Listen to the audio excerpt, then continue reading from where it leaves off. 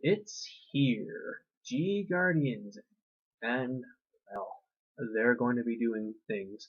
Greetings YouTube and welcome to the Loot Corner. In this video I'm going to be taking a look over the recent announcement of the G Guardian mechanic and the fallout that's going to come as a result of this because it's a new kind of G unit, but it's not a stride. It's a more of a defensive card. Anyway, so on the English Card by Vanguard page, you can check this out, and they just talk about the new era, introducing G Guardians, and basically what these things are, they're defensive G units that allow yourself to be safe from your opponent's attack, and because they are G units that you have to use in your G zone, the G zone itself has been expanded to 16 cards. We'll get to that later. Let's just talk about these guys. So, what are they? They are essentially 15k shields that can be used when the conditions are met.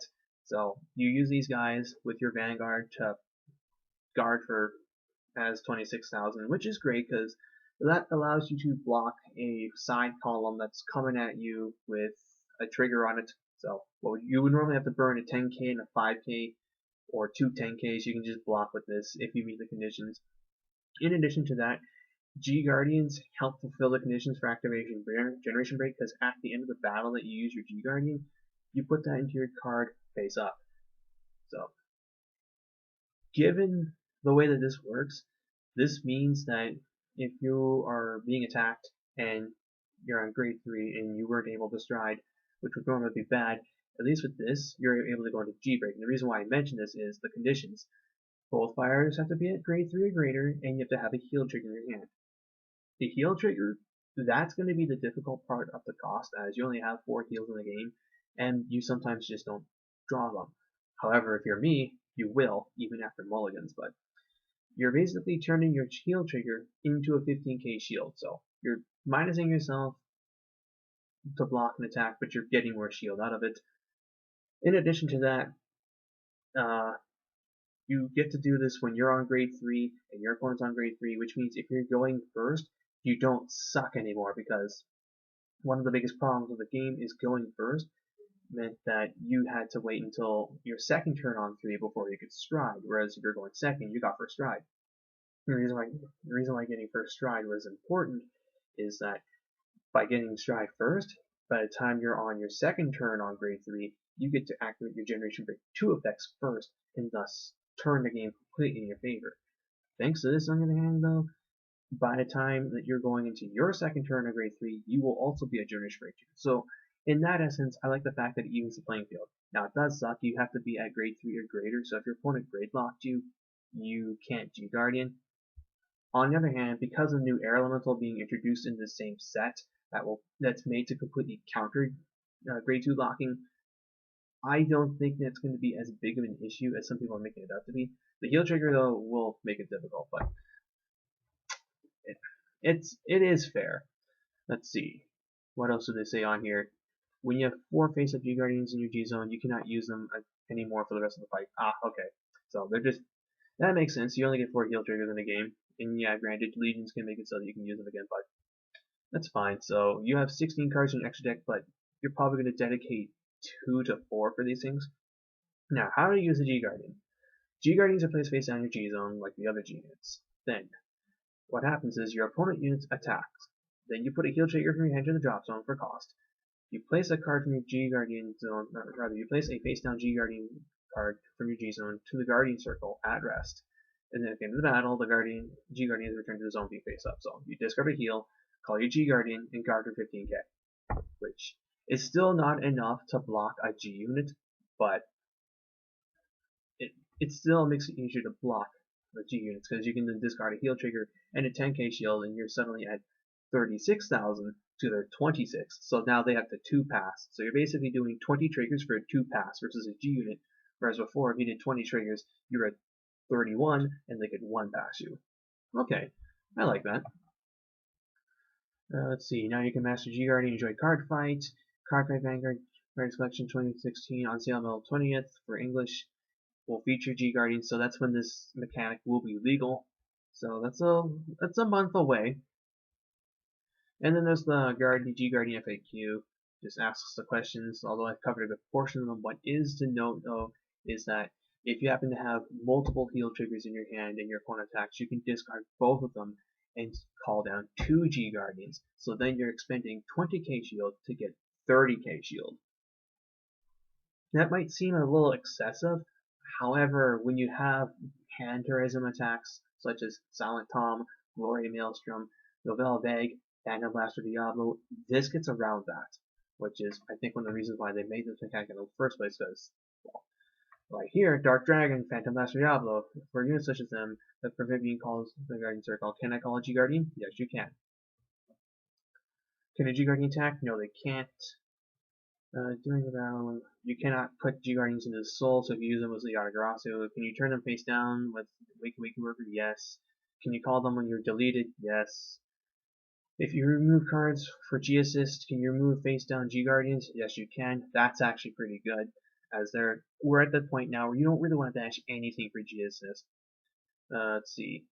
You can also G flip a G Guardian for the effects of things like Metallica Phoenix. And I think, let's see. Yeah, I think that's like all the major bullet points of that. So just to recap, if both players are at three, and your opponent attacks, you can discard a heal trigger to G Guardian, which is a 15k shield, so you're guarding for 26. At the end of the battle, the G unit goes in your G zone face up, thus puts you immediate at Generation Break 1. Oh yeah, that was the other interaction. It was like, the moment you call the G Guardian down, you are not immediately at Generation Break, so you have to wait until the end of the battle. This is only relevant for things like Gurgwit, who has a Generation Break 2 defensive skill, but yeah. But anyway, so there was that. G Guardians get around hand terrorism effects. They count towards your Generation Break. You can G flip them. You can flip them face down with certain effects. You can remove them for G assist. And at the moment, certain G Guardians have effects that allow them to gain an extra buff, like the Gear Chronicle one allows you to put, let's see, what does her effect say? I believe her effect is you can put a normal unit and a trigger unit from your drop zone to the bottom of your deck to have her gain 5,000 power, so she'll effectively a 31k shield for a 10k shield discard. I mean, she's a 20k guard for a 10k guard discard. That's cool. So, that's G Guardian. Now, as far as the second half of this, the extra deck increase. So now, as of May 20th, you get to run up to 16 cards in your G zone. Needless to say, this has caused a very split reaction in the community. People are upset that this is happening. They think it's way too much, too soon, it's too powerful, LOL power creep, LOL Bushiroad has no concept of balancing. And then there's other people who are like, yeah, they're doing that, but when are you really going to be striding 16 times? Like, how long do you expect the games to get to be that way? Because as Vanguard is at the moment, games don't really last long enough to the point where you get to use all 8 cards in your G zone. You usually kill them on your first or second Persona stride. And honestly, I'm in that camp. Like, I understand how utterly outrageous 16 cards for an extra deck is, especially given that certain clans just don't have a lot to work with.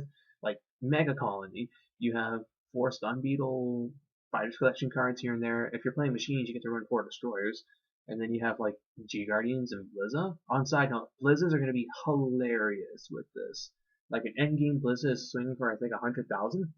Jesus, but those kind of decks, yeah, I can see how this is like, whereas Grow Paladin, Gear Chronicle, Shadow Paladin, decks that were cutting good cards for even better cards can now have a much better G zones. Like, if I'm playing Gear Chronicle, and I do actually, with this I would run my 4 next stage, Metallica Phoenix, something to flip, Chronos Command, 2 to 4 Revolutions. Like, I can actually run 4 next stage and 4 Revolution. Yeah, that's 8 slots right there, but they're both really strong cards. Royal Paladins are of course stupid because you can run 4 Alt Mile, 4 St. Blow Dragon, and if you're playing Sank Guard, you can run 4 Sank Guards. And like if you're playing like Brave, you can actually run 4 Generator Alt Miles. Which reminds me, I probably need to grab 1 or 2 more copies of Generation Rare Asha. This also makes those Fighters Collection generic Clipper strides that I thought were really awful to begin with much better. Like Verano. Now you can actually run 4 of those and get maximum benefits. Mephisto's actually going to be stupid with this, but Yeah. 16 cards in G-Zone is a bit on the crazy side, especially considering the clans that will definitely abuse this, but I don't think it's as game ending as people are making it out to be. But then again, I'm way more liberal with Vanguard than a lot of other people are, but that's my opinion though. Everyone has theirs. I'm definitely curious to hear what other people think of G Guardians and the expanded extra deck. We've got about a month and a half before this happens, so yeah, if you haven't picked up playsets of certain G units that you're only running two of before because you're like, I'll never need the extra copies because my G zone is space.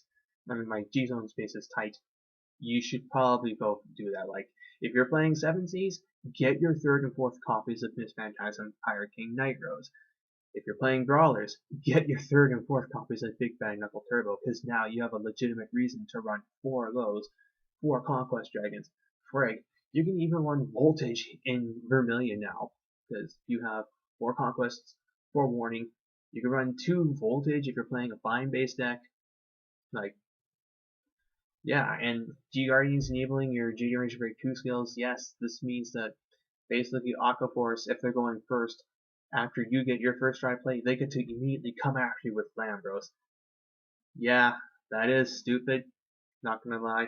But it also enables certain decks, like Mega Colony, which have an awful first stride outside of Destroyer, to actually like get in there too. Like so, for every Aqua Force that's gonna abuse the living hell out of this, you've got Kaiser, which can actually go into Dragonic Kaiser Warning on a more consistent basis. Like decks that have weak turn one strides can at least do well off of this.